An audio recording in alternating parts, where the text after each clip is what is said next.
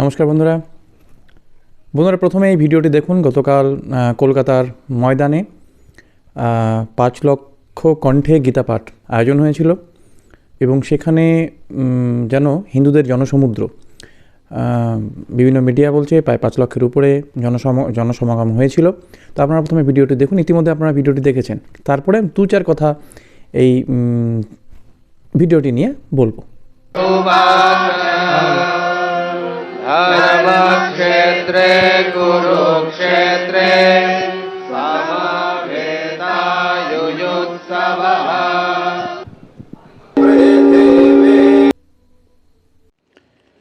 তাহলে বন্ধুরা, আপনারা ভিডিওটি দেখলেন এবং এই গতকালের যে কলকাতার ব্রিগেড ময়দানে যে হিন্দুদের অর্থাৎ সনাতনীদের যে মহামিলন হয়েছিল প্রায় ৫ লক্ষের উপরেই এই বছর, গত কয়েক বছর থেকে হচ্ছে, কিন্তু এই বছর যেন একটা আক্ষরিক অর্থেই একটা জনসমুদ্র, হিন্দুদের সনাতনীদের মহামিলন স্থল হয়ে উঠেছিল।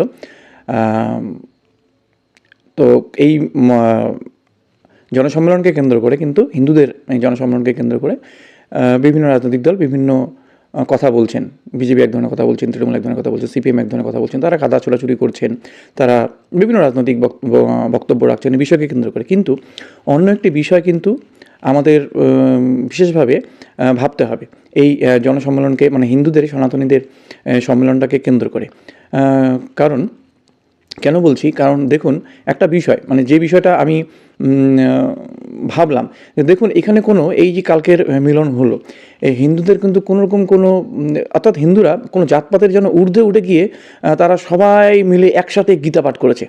এটা একটা বড় ব্যাপার। কিন্তু কে ব্রাহ্মণ, কে বৈশ্য, কে শূদ্র, কে দলিত, কে ইত্যাদি ইত্যাদি যত রকমের তকমা রয়েছে সব কিছু ঊর্ধ্বে গিয়ে হিন্দুরা কিন্তু একত্রিত হয়ে, যেটা খুব দরকার, যেটা সনাতনীদের সেই হাজার হাজার বছর আগে যেটা ছিল ভারতবর্ষে, কোনো রকম কোনো কাস্টিজম, অর্থাৎ যেটা আমরা কাস্ট সিস্টেম বলি, যেটা কিনা আমরা বৈশ্য শূদ্র যেগুলো বলি, সেগুলো কিন্তু ছিল না হাজার হাজার বছর আগে।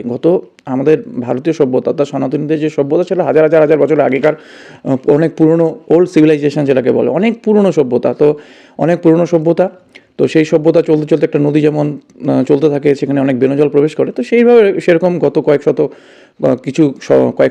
বছরে কিছু গত পাস্ট কিছু ইয়ার, মানে কয়েক শত বছর যদি ধরি আমরা, সেখানে এই কাস্টিজমের ব্যাপারটা বিভিন্ন কারণে প্রবেশ করেছে হিন্দুদের মধ্যে, করেছিল। তার বিভিন্ন কারণ রয়েছে এবং সেটাকে জিয়ে রেখেছিল ব্রিটিশরা। তারা ডিভাইড অ্যান্ড রুল পলিসি যেমন অ্যাপ্লাই করেছে ভারতকে, মানে তাদের মানে তারা দখল করবার জন্য তারা যা যা পলিসি ছিল, ডিভাইড অ্যান্ড রুল হোক বা কাস্টিজম, সেটাকে রসদ জুগিয়েছে।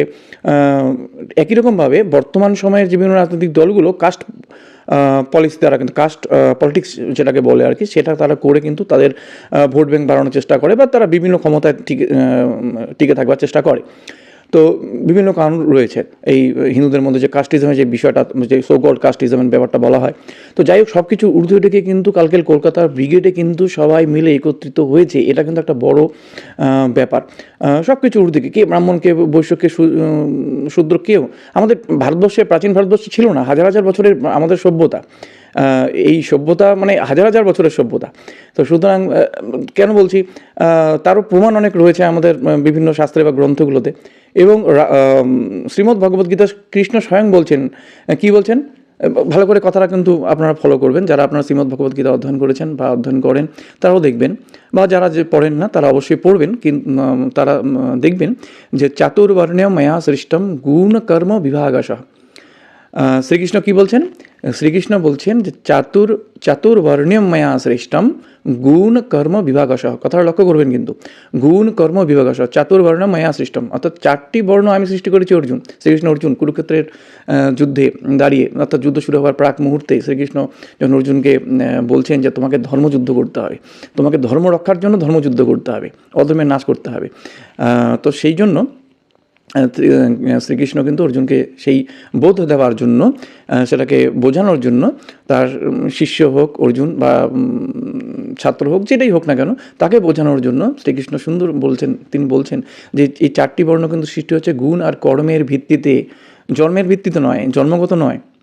হ্যাঁ, এখন জন্ম ব্রাহ্মণের ঘরের সন্তান ব্রাহ্মণ হয়ে যায়, বৈশ্যের ঘরের সন্তান ব্রহ্ম, দলিত ঘরের সন্তান দলিত হয়। এটা কাস্টিজম, অর্থাৎ আমাদের যে টাইটেলগুলো রয়েছে সেগুলো বাই বর্ণ হয়েছে, অর্থাৎ জন্মগত হচ্ছে ব্যাপারটা। কিন্তু প্রাচীন ভারতে আপনি যদি লক্ষ্য করেন এই বিষয়টা একদমই ছিল না। গত কয়েক শত বছর ধরে এই বেণুজল অর্থাৎ এই কুরীতি বা যেটাই বলুন না কেন এটা প্রবেশ করেছে। তার বিভিন্ন কারণ রয়েছে, বিভিন্ন কারণ রয়েছে।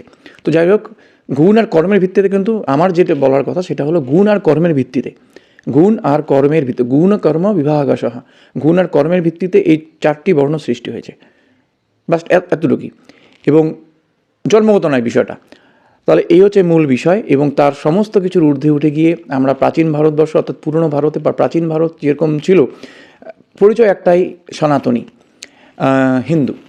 সেই পরিচয় নিয়ে কিন্তু কালকের কলকাতার ব্রিগেড ময়দানে সবাই একত্রিত হয়েছিল গীতা পাঠ করবার জন্য, এবং যেন সেটা ছিল একটা কুরুক্ষেত্রের প্রাঙ্গণ, এবং ধর্ম রক্ষা করবার জন্য, অধর্মের বিনাশ করবার জন্য এবং ধর্ম রক্ষা করবার জন্য কিন্তু সমস্ত হিন্দুরা অর্জুন হয়ে যেন এসেছে বোধ প্রাপ্ত করবার জন্য শ্রীকৃষ্ণ থেকে, অর্থাৎ শ্রীমদ্ ভগবদ্ গীতা থেকে তারা জ্ঞান নিয়ে যেন তারা অর্জুন হতে চাইছে এবং ধর্ম রক্ষা করতে চাইছে।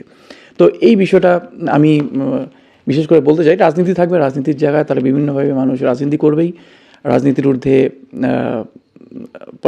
পলিটিক্যাল যত পার্টিস রয়েছে তারা তো রাজনীতির ঊর্ধ্বে উঠতে পারে না। তাদের বিভিন্ন বিষয় রয়েছে, তারা যা কিছু করবে সব কিছুর পিছনে একটা রাজনীতি থাকবে। তো সেটা তাদের ক্ষেত্রে স্বাভাবিক। কিন্তু আমরা যারা সনাতনীরা রয়েছি, আমাদের এই যে কাস্ট সিস্টেম, কাস্ট ব্যবস্থা, এই সব কিছু ঊর্ধ্বে উঠে গিয়ে তাদের মহামিলন হয়েছিল, এবং সেটাকে আমাদের কিন্তু টিকে রাখতে হবে। এবং কোনোভাবেই আমি ব্রাহ্মণ, আমি এটা, আমি ওটা, এই অহংকার। আমি একজন সনাতনী, আমি একজন সনাতনী হিন্দু, এতটুকুই পরিচয়।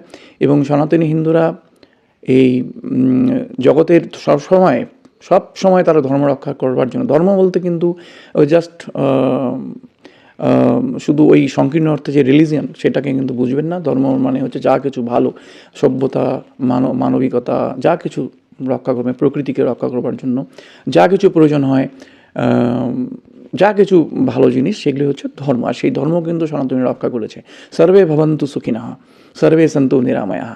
এই উদাত্ত বাণী, এই উদাত্ত কথা কিন্তু হিন্দু বা সনাতনী ছাড়া আর কেউ বলতে পারে নাই, কেউ বলতে পারেনি, কোনো সভ্যতা কিন্তু উচ্চারণ করতে পারেনি।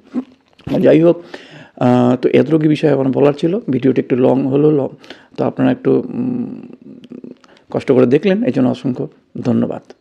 এবং আপনারাও বলবেন যে এই চিন্তাভাবনাটা আমি যেটা ভাবলাম আপনারা নিশ্চয়ই ভেবেছেন। যদি সহমত হন অবশ্যই বলবেন, যদি কিছু বলার থাকে তাহলে অবশ্যই জানাবেন। নমস্কার।